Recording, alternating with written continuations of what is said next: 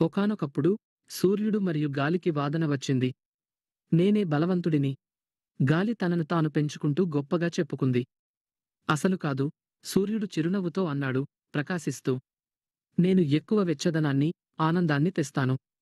వాళ్ళు దారిలో కోటు వేసుకున్న ఒక యాత్రికుడిని చూశారు. అతన్ని కోటు తీసేయమని చేద్దాం అని సూర్యుడు అన్నాడు. ఎవరు విజయవంతమైతే వాళ్లే బలవంతులు. గాలి అంగీకరించింది. అది ఊదింది, ఊదింది. యాత్రికుడు తన కోటును మరింత గట్టిగా పట్టుకున్నాడు. గాలి ఇంకా గట్టిగా వీచింది, కోటును చింపివేయడానికి ప్రయత్నించింది. కాని యాత్రికుడు వణికిపోతూ మరింత గట్టిగా పట్టుకున్నాడు.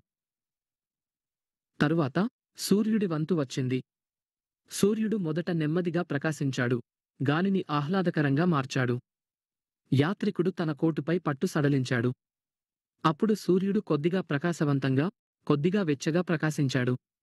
త్వరలోనే యాత్రికుడికి చాలా వేడిగా అనిపించింది.